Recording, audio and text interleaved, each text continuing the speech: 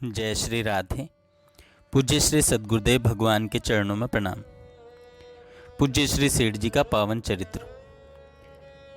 सेठ जी अत्यंत सरल तथा भगवत विश्वासी थे। उनका कहना था कि यदि मेरे द्वारा किया जाने वाला कार्य अच्छा होगा तो भगवान उसकी संभाल अपने आप करेंगे, बुरा होगा तो हमें चलाना नहीं है। विकास क्रम को देखने से भगवत कृपा का चमत्कार प्रत्यक्ष दिखाई देता है। गोविंद भवन कार्यालय की स्थापना। यह संस्था का प्रधान कार्यालय है जो एक रजिस्टर्ड सोसाइटी है। सेठ जी व्यापार कार्य से कोलकाता जाते थे और वहां जाने पर सत्संग करवाते थे। सेठ जी और सत्संग जीवन पर्यंत एक दूसरे के पर्यायवाची रहे। सेठ जी को या सत्संगियों को जब भी समय मिलता सत्संग शुरू हो जाता। सत्संग के लिए आजकल की तरह न तो मंच बनता था न प्रचार होता था। कोलकाता में दुकान की गद्दियों पर ही सत्संग होने लगता। सत्संगी भाइयों की संख्या दिनों दिन बढ़ने लगी। दुकान की गद्दियों में स्थान सीमित था। बड़े स्थान की खोज प्रारंभ हुई। पहले तो कोलकाता के ईडन गार्डन के पीछे किले के समीप वाला स्थल चुना गया, लेकिन वहाँ सत्संग ठीक से नहीं हो पाता था। बांस तल्ला गली में बिड़ला परिवार का एक गोदाम किराए पर मिल गया और उसे गोविंद भवन का नाम दिया गया। वर्तमान में महात्मा गांधी रोड पर एक भव्य गोविंद भवन के नाम से है, जहाँ पर नित्य भजन और कीर्तन चलता है। समय समय पर संत महात्माओं द्वारा प्रवचन की व्यवस्था होती है। उसके बाद 20वीं शताब्दी में गीता प्रेस की स्थापना भारत के धार्मिक एवं सांस्कृतिक जागरण के इतिहास में एक अनूठी घटना है।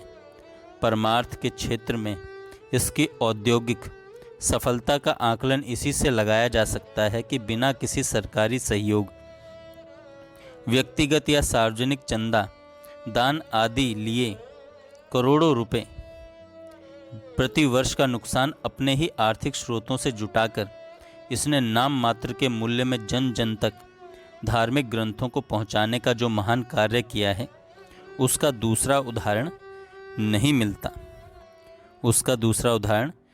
मिलता। गीता प्रेस के संस्थापक ब्रह्मलीन जयदयाल गोयनका का जो सेठ जी के नाम से लोकप्रिय थे, उन्हें जीवन के चरम लक्ष्य की प्राप्ति भगवत गीता द्वारा हुई थी।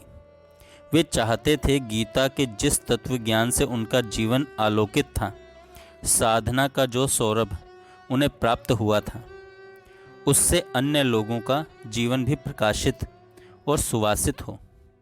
यह भी कहा जाता है कि स्वयं भगवान विष्णु ने उन्हें दर्शन देकर भक्ति का प्रचार करने का संकेत किया। ईश्वरीय संकेत का आश्रय पाकर इन्हें गीता के प्रचार में बड़ी सफलता मिली। गीता प्रेस का उद्देश्य। गीता प्रेस का मुख्य उद्देश्य ईश्वर प्रेम, सत्य, सदाचार और सद्भावों के प्रचार हेतु मानव सेवार्थ सद्ग्रंथों का प्रकाशन करना है। गीता प्रेस की स्थापना के पूर्व गीता जी की पुस्तक मिलनी दुर्लभ थी। मिलती भी तो पाठ शुद्ध नहीं होता था और मूल्य भी दे पाना सर्वसाधारण के लिए सुलभ नहीं था। श्री जयदयाल गोयनका जी के मन में यह भाव बड़ा प्रबल था कि हम लोगों को गृहस्थ आश्रम में ही सुख शांति कैसे मिले तथा हमें भगवत प्राप्ति हो सके। उनके एक ही लगन थी कि मानव मात्र इस भव सागर से कैसे पार हो। मनुष्य जन्मता है, बड़ा होता है, संतान उत्पन्न करता है, मर जाता है। इस प्रकार पशुवत जीवन बिताकर अन्य योनियों में चला जाता है। जीवन चिंता, शोक और दुखों से घिरा रहता है। मनुष्य शरीर पाकर भी यदि चिंता और शोक में डूबा रहा तो उसने मनुष्य शरीर का दुरुपयोग ही किया। यह शरीर चिंता शोक से ऊपर उठकर केवल भगवान की प्राप्ति के लिए ही प्रभु ने कृपा करके दिया है। चिंता शोक हमारी बेसमझी से ही होते हैं। इसमें प्रारब्ध या भगवान का कोई हाथ नहीं है। हम इस बात को समझ जाएं तो कभी चिंता शोक नहीं हो सकते। साधक भाई बहनों की धारणा कि भगवत प्राप्ति करने के लिए एकांत में जाना, तीर्थ स्थान में जाना, वन में जाना आवश्यक है। वहाँ जाकर कठोर परिश्रम, साधना, तपस्या करके ही भगवत प्राप्ति संभव है। कई ऐसे प्रचलित भ्रम हैं कि स्त्री, शूद्र, वैश्य एवं गृहस्थों का कल्याण नहीं होता इत्यादि के समाधान में सेठ जी ने शास्त्र अनुसार ही इन बातों पर जोर दिया कि माताएं बहनें पति की सेवा, व्यापारी शुद्ध व्यापार से, पुत्र पिता की सेवा से, शिष्य गुरु की सेवा से, गृहस्थ अतिथि सेवा से तात्पर्य सभी लोग भगवत प्राप्ति कर सकते हैं। इन्हीं भावों के प्रचार तथा भगवत गीता के प्रचार के द्वारा मानव मात्र के कल्याण के उद्देश्य से सेठ जी ने गीता प्रेस की स्थापना की। मानव मात्र भगवत प्राप्ति हेतु जागृत हो, उसके लिए गीता प्रेस से श्रीमद् भगवत गीता के साथ साथ रामायण, पुराण, उपनिषद, भक्त चरित्र, नित्य पाठ, साधन, भजन एवं बाल उपयोगी, स्त्री उपयोगी, सर्व उपयोगी पुस्तकें, चित्रकथा इत्यादि तथा जयदयाल जी गोयनका सेठ जी, हनुमान प्रसाद जी पोद्दार भाई जी, स्वामी राम सुखदास जी के प्रवचनों को पुस्तक के रूप में प्रकाशित किया जाता है। दिन प्रतिदिन भगवत कृपा से प्रकाशनों की संख्या बढ़ती चली जा रही है। हिंदी भाषी, अहिंदी भाषी लोगों की सुविधा तथा मांग पर संस्कृत, हिंदी के अतिरिक्त बंगला, गुजराती, मराठी, तमिल, तेलुगु, कन्नड़, उड़िया और कई भाषाओं में ये पुस्तकें प्रकाशित हो रही हैं। और तीसरा, मासिक पत्र कल्याण का शुभारंभ, कल्याण पत्रिका का शुभारंभ। मारवाड़ी अग्रवाल सभा का 8वां अधिवेशन चैत्र शुक्ल में 13-15 अप्रैल 1926 को दिल्ली में हुआ। इसके सभापति थे सेठ जमुना लाल जी बजाज और स्वागता अध्यक्ष श्री आत्माराम खेमका जी। आरंभ में खेमका जी ने कुछ कारणों से स्वागत अध्यक्ष होना अस्वीकार कर दिया था। पीछे सेठ जी श्री जयदयाल गोयनका के आग्रह से वे राजी हो गए। अधिवेशन जल्दी प्रारंभ होने वाला था। प्रश्न उठा स्वागत भाषण लिखने का। खेमका जी शास्त्रज्ञ तथा विद्वान थे, पर उन्हें हिंदी लिखने का अभ्यास नहीं था। उन्होंने श्री गोयनका जी से भाषण तैयार करवा देने की प्रार्थना की। श्री गोयनका जी ने श्री पोद्दार जी को दिल्ली जाकर भाषण तैयार कर देने का आदेश दिया। श्री पोद्दार जी दिल्ली गए और उन्होंने 24 घंटे के अंदर एक अत्यंत सारगर्भित भाषण लिखकर मुद्रित करा दिया। लोग उसमें व्यक्त विचारों से बहुत प्रभावित हुए।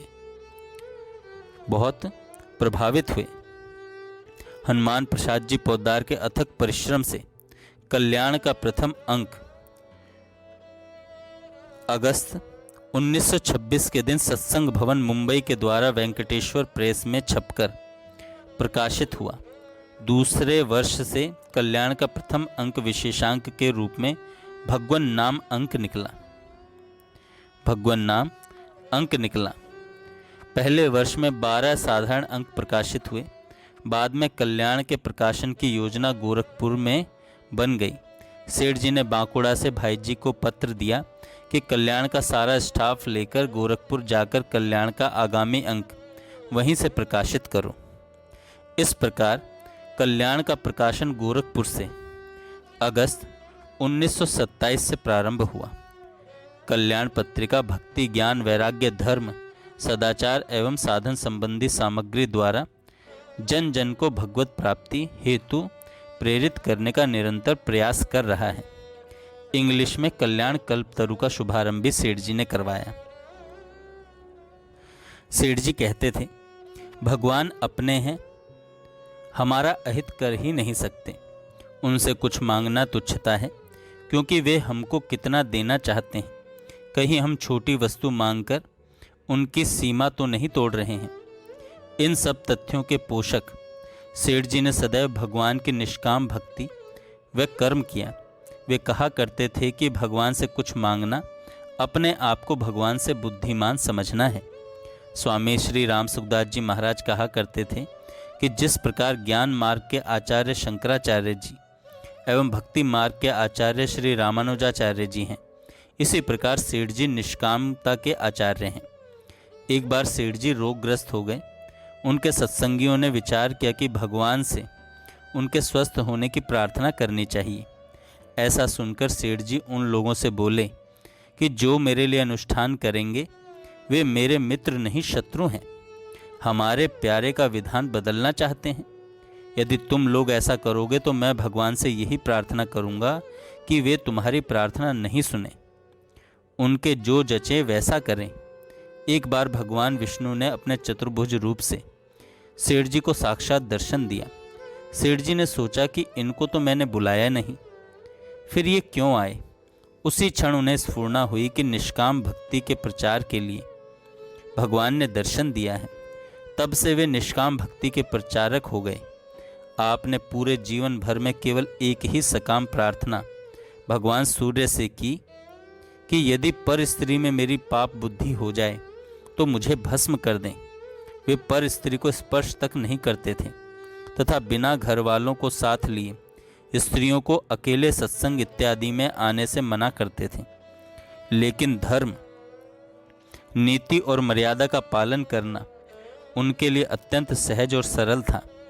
कुछ प्रसंग इस प्रकार हैं। एक बार निष्काम भक्ति के उदाहरण में सेठ जी ने कहा कि यदि कुछ विधर्मी मेरी पत्नी के साथ बलात्कार का प्रयास करें तो मैं अपनी शक्ति भर उसे बचाने का प्रयास करूंगा, किंतु मेरे मन में यह नहीं आएगा कि हे भगवान आप रक्षा करें। एक बार सेठ जी को एक्जिमा हो गई। सेठ जी बोले कि बीची की कोई अनुभूत दवाई ले आओ। एक्जिमा की कोई अनुभूत दवाई ले आओ। किसी ने पूछा कि सेठ जी आप तो निष्काम हैं, फिर अनुभूत दवाई मंगाने का क्या तात्पर्य है। सेठ जी बोले कि हम क्रिया पागल की तरह थोड़े ही करेंगे, काम तो बड़ी सावधानी से बुद्धिमान की तरह करना है। परिणाम में समता रहे यह निष्काम भाव है। यह निष्काम भाव है। सेठ जी के एक्जिमा होने पर एक सज्जन उनके दवाई लगा रहे थे।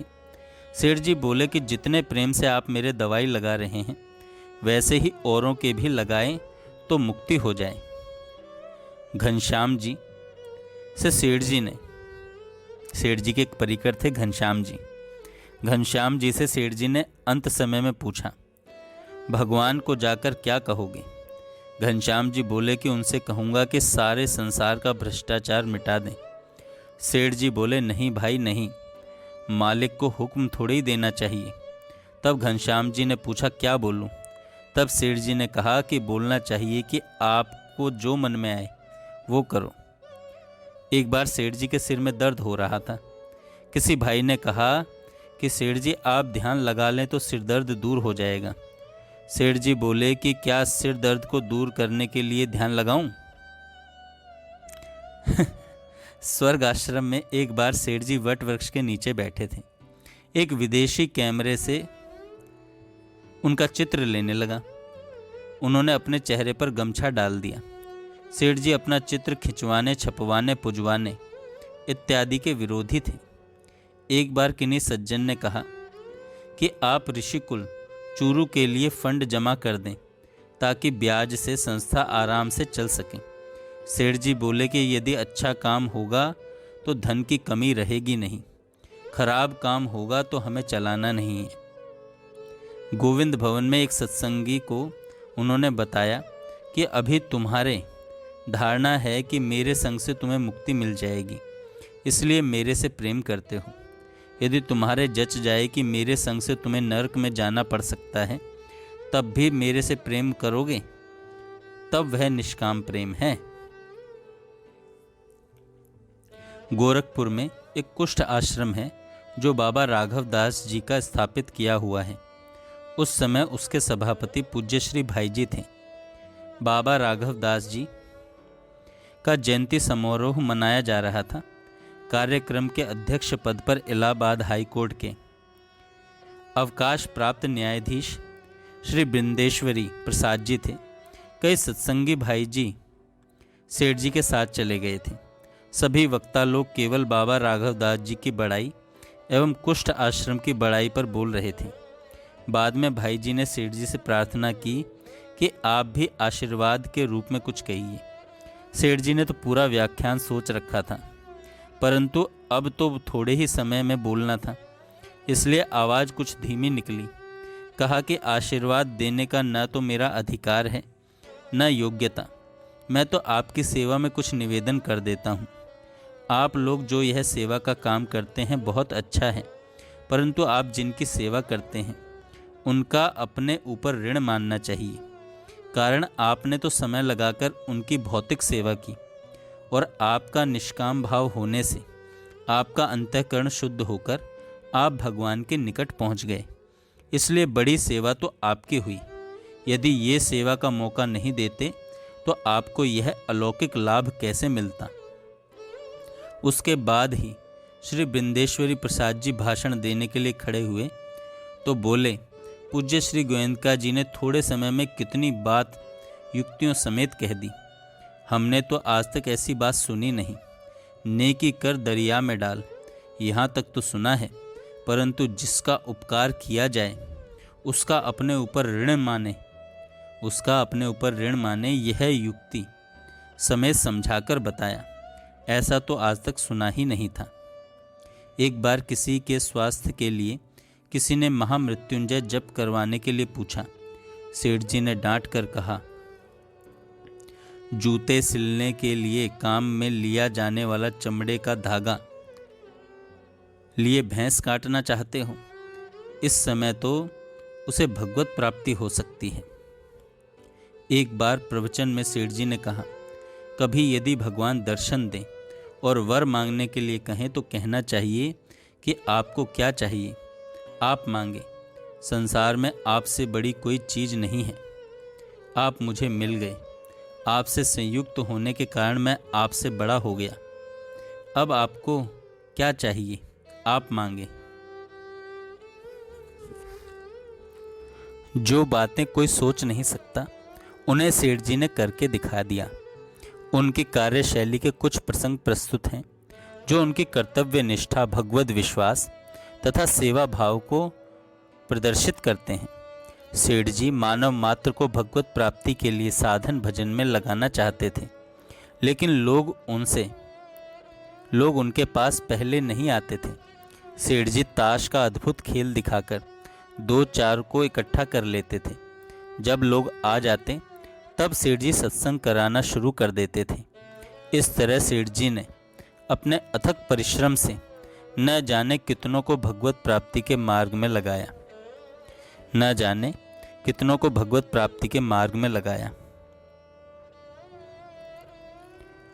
जय श्री राधे। आगे हम कल सुनेंगे। जय श्री राधे। पूज्य श्री सद्गुरुदेव भगवान के चरणों में प्रणाम। पूज्य श्री सेठ जी का पावन चरित्र। सेठ जी अत्यंत सरल तथा भगवद विश्वासी थे। उनका कहना था कि यदि मेरे द्वारा किया जाने वाला कार्य अच्छा होगा तो भगवान उसके संभाल अपने आप करेंगे, बुरा होगा तो हमें चलाना नहीं है। विकास क्रम को देखने से भगवत कृपा का चमत्कार प्रत्यक्ष दिखाई देता है। गोविंद भवन कार्यालय की स्थापना। यह संस्था का प्रधान कार्यालय है जो एक रजिस्टर्ड सोसाइटी है। सेठ जी व्यापार कार्य से कोलकाता जाते थे और वहां जाने पर सत्संग करवाते थे। सेठ जी और सत्संग जीवन पर्यंत एक दूसरे के पर्यायवाची रहे। सेठ जी को या सत्संगियों को जब भी समय मिलता सत्संग शुरू हो जाता। सत्संग के लिए आजकल की तरह न तो मंच बनता था न प्रचार होता था। कोलकाता में दुकान की गद्दियों पर ही सत्संग होने लगता। सत्संगी भाइयों की संख्या दिनों दिन बढ़ने लगी।